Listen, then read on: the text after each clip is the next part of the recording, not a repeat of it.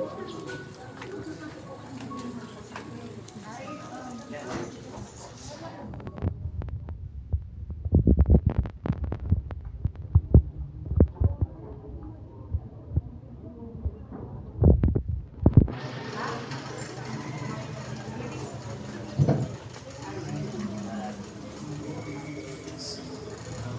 good morning po sa inyo lahat na nandito para po sa huling araw po ni Tatay Nick dito po sa lupa.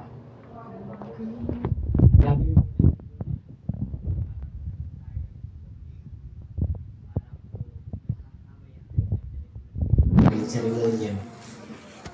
Kasi kanina hindi po tayo nakapag-picture po doon sa list dito.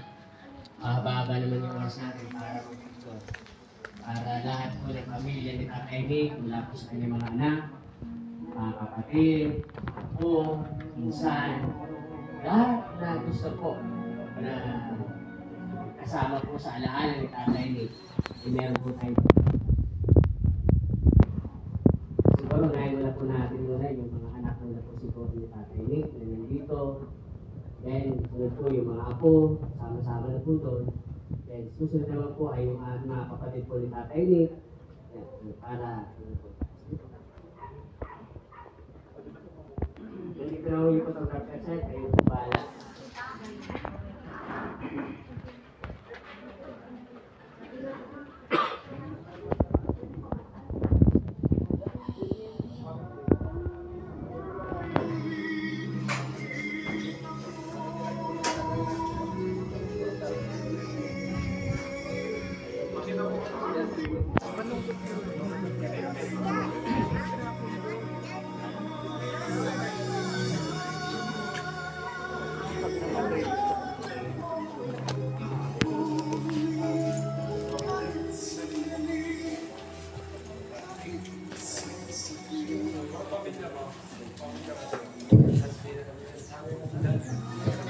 Okay, Sir Jay.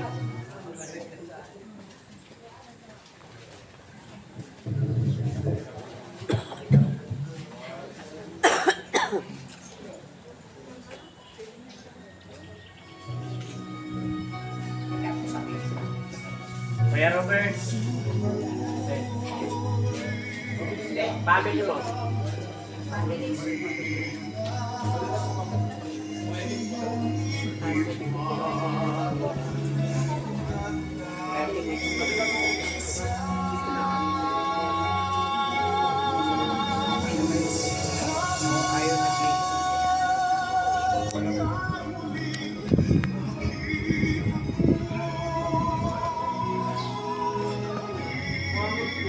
Mangot. Okay, lahat po ng kapatid po ni Tatay Nick, pwede na po kayong pumunta po sa unahan para sa picture taking.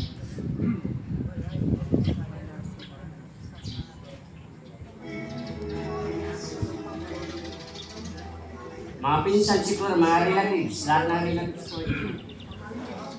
Okay, mga pamangkin, relatives, lahat po.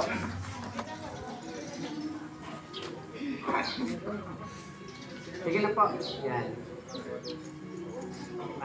Pamangkin. Lahat po ng mga relatives po ni Tatay Nick.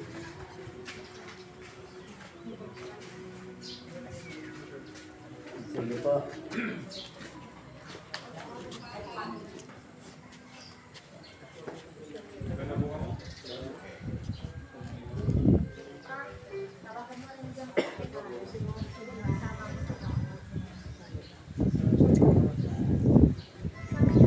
Okay, meron po ba? Okay, mga church.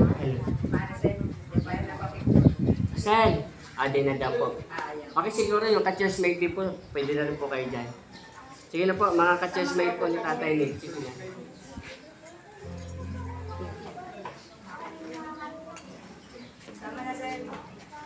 Sama na sa amin, sabay tayo.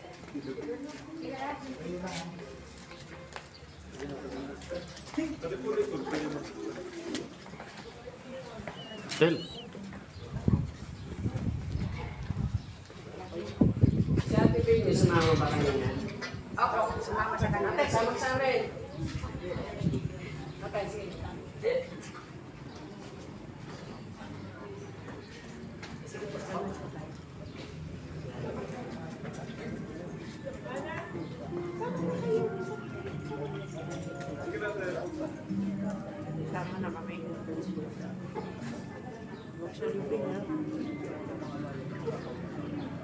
Picture lang na.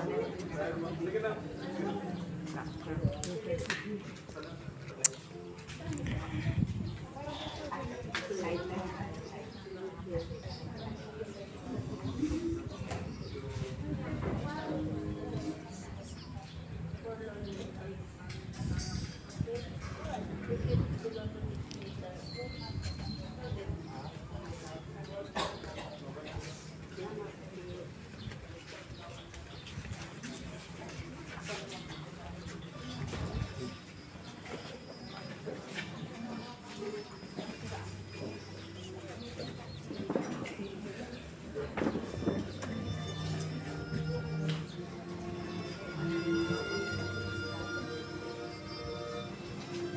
Okay?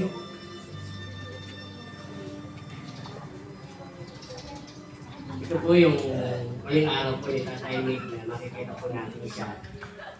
So I believe siya po yung masaya na po ngayon. Pagka wala na siyang sakit, yung nararamdaman, wala na siyang sabi nga, iniinda na yung mga karamdaman.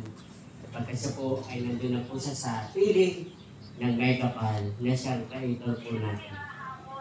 Very clear po kasi ang Bible, sabi doon, ang tao ay nagmula sa lupa at ipagbabalik sa lupa. Yung kaluluwa at yung spirito galing sa Diyos, ito ay babalik din po sa Diyos. So kaya ito pong katawan ni Tatay Nick, ito po ay dito na po babalik sa Diyos. Walang good news. Dahil siya po ay nakipag-isa kay Kristo. Nanampalataya siya na si Kristo ay namatay at muling nabuhay para sa Kanya. Kaya siya po ay kapiling ng Diyos. Sapagkat ang sabi po ng Bible, kaya sino mga nananampalataya kay Kristo bilang Panginoon, siya rin tagapagligtas, siya binibigyan ng buhay na walang hanggan. Ano ibig sabihin niyan? Bakit namatay si Tatay Nick? Kasi walang makakapasok sa langit na katawang lupa. Kaya ang unang hakbang para makapunta ka sa langit ay ang mamatay muna tayo. Kaya, yung story po ng buhay ng Tatay Nick hindi po natapos dahil namatay na siya. Ino pa, yung siya'y namatay, ito yung simula ng bagong buhay niya doon sa pangalawang buhay. Kaya sa mga mahal niya sa buhay, especially ang mga anak, ako, kapatid, mga nagmamahal kay Tatay Nick. Normal po na pag nawawalan tayo ng mahal sa buhay, nalulungkot tayo. Pabigat ang ating nararamdaman. Normal po yun. Pero sa isang banda, matuwa po tayo dahil si Tatay Nick ay inaaliw na po siya ng mga anghel doon sa langit. Dahil yun talaga ang totoong tahanan natin.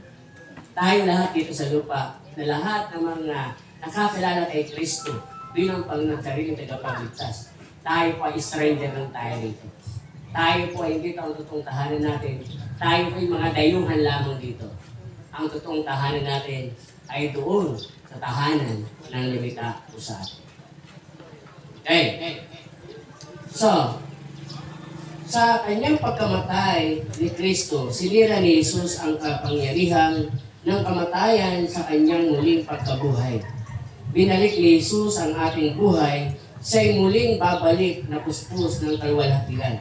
Sa kanyang pagbabalik, hindi na natin alam kung ano ang mangyayari sa atin. Subalit alam natin na sa kanyang pagparito tayo magiging katulad niya sapagkat makikita natin na siya ng mukhaan. Tayo po'y manalangin. Aming Diyos na nasa langit, ang may akda ng buhay at kamatayan. Amin pong kinikilala na ikaw ang bukal na tunay na kapayapaan at kaaliwan para sa mga namimigati o nagtitiwala sa iyo. Ipagkaloob mo po ang iyong kaaliwan para sa mga kapatid namin namimigati dahil sa pagpanaw ng kanilang mahal sa buhay na si Tatay Nick, Bukid Celebrado. Tulungan mo po kami lubusang magtiwala sa iyong kalooban para sa amin.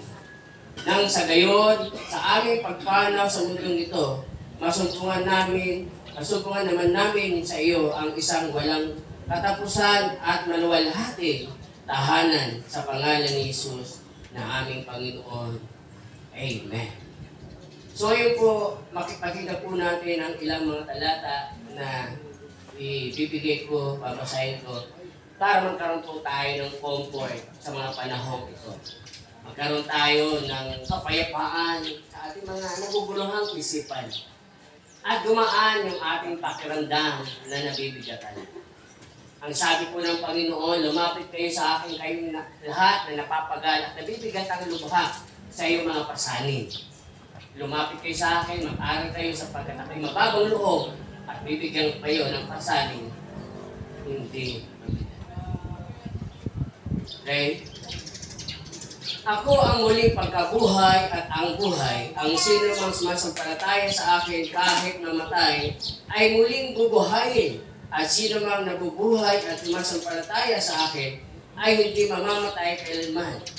1 chapter 11 verse 25 to 26.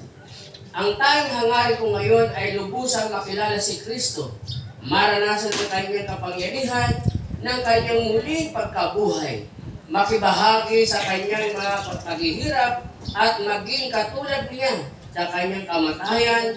Umaasa ako man ay muling bubuhayin mula sa kamatayan. Philippians chapter 3 verse 10 to 11.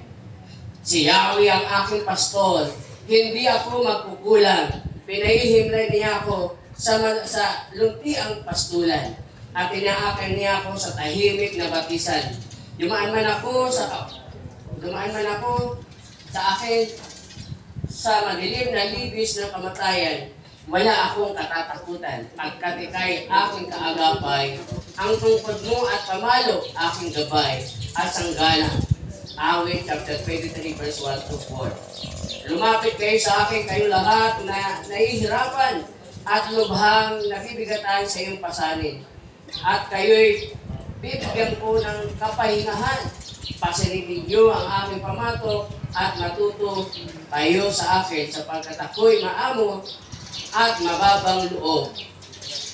Makakatagpo kayo sa akin ng kapahingahan. Ito po ang salita ng sa bawat isa po sa atin na nandito ngayon, nais ko pong sabihin sa inyo na ang buhay ng tao ay may ilaw. Sapagkat sinabi na po yan ng Bible sa James chapter 4 verse 14, verse 3, nagsabi po doon, para tayong pusok lamang